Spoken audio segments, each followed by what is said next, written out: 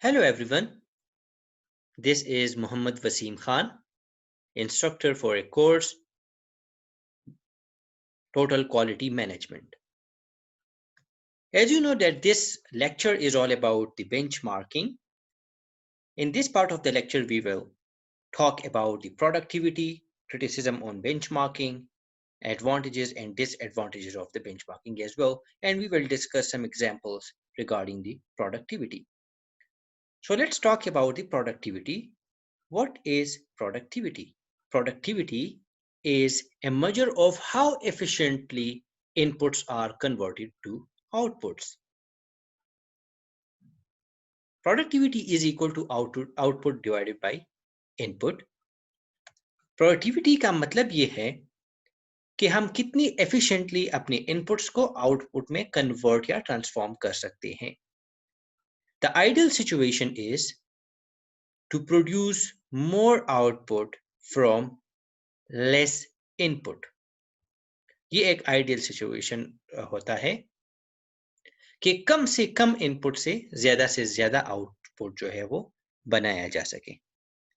इसको हम प्रोडक्टिविटी कहते हैं. We can categorize productivity into different types. The first one is total productivity measurement. Total productivity measurement. Total productivity means the total output that we can get by utilizing the total inputs. Output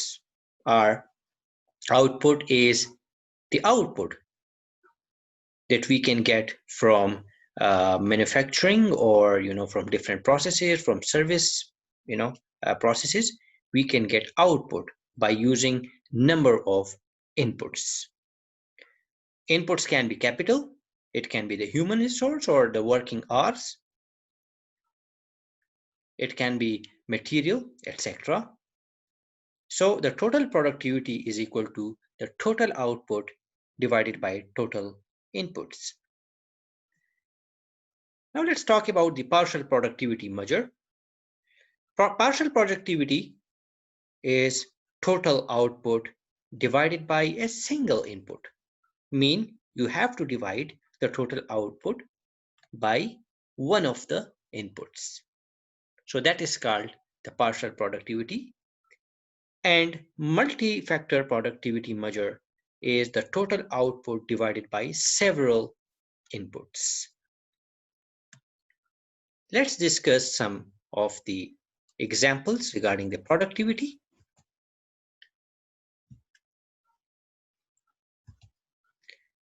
Let's talk about the total productivity first. This is an example for total productivity. Bluegill Furniture makes kitchen chairs. The weekly dollar value of its output, including finished goods and work in progress, is $14,280. The value of inputs, that is labor, material, and capital, is approximately $16,528. What is the total productivity measure flow for Bluegill? So we have to find out the total productivity, and as you know that the total productivity is equal to the total output divided by total of all inputs.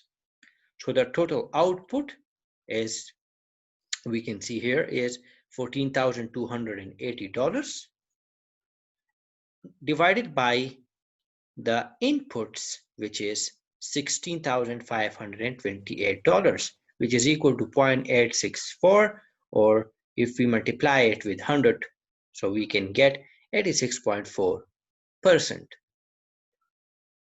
So that's how we can measure the total productivity.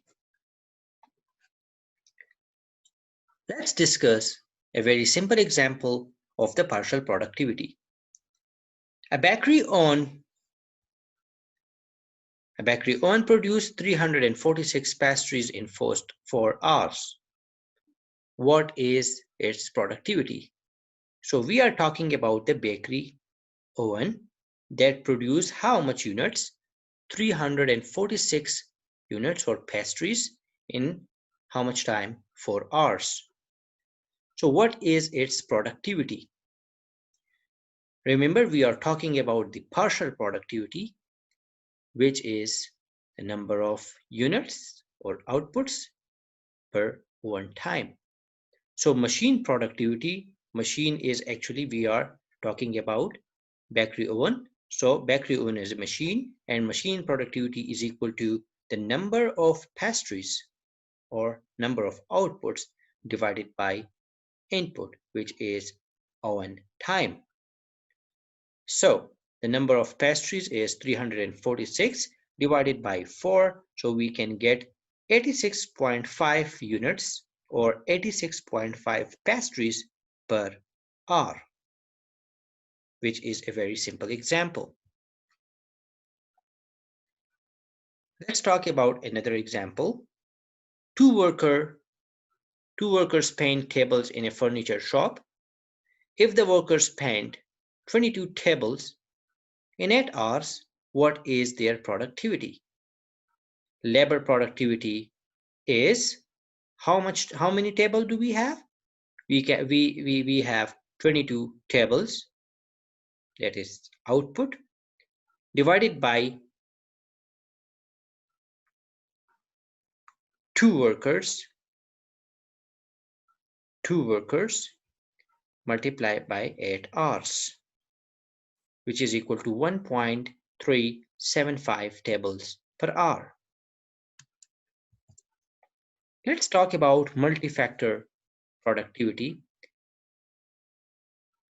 So this is an example of multi-factor productivity. Blue Gel furniture averages 35 chairs per day. 35 chairs per day. Labor cost average is $480. Material costs are typically $200, and overhead cost is $250. So these are the inputs, and this is the output.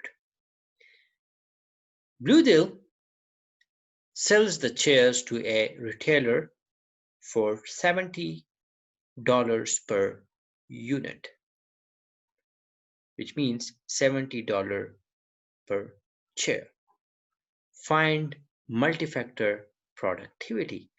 So what is multi-factor productivity? Multi-factor productivity, as you know, is the value of output divided by labor plus material plus overhead cost. And these are actually the inputs. So $70 per unit or per chair. And how many chairs? 35 chairs. Divided by inputs like labor is 480, material is 200, and overhead cost is 250. So 70 multiplied with 35 will give us $2,450 divided by $930, which is equal to 2.63.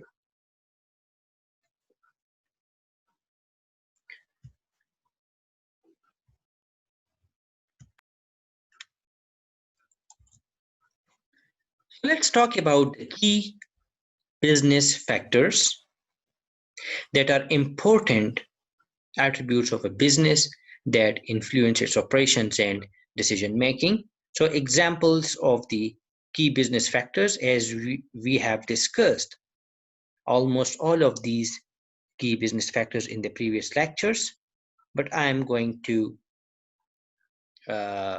mention those key business factors here. The first one is the mission. Mission is, a very important attribute of a business that have an impact on operations and decision making. Okay, and vision. So we can say that mission is a destination, okay, where you want to go. So mission tell us where you want to go, and vision actually tell us how to get there. Values, we have discussed it. Key customer segments, we have discussed it as well. Core capability. Core capability mean the primary capabilities of your um, project or your facility or your company, for example, or your business. So that is actually the core capability. Culture within the organization and outside, or the culture that surrounds the organization. Governance and some other aspects of the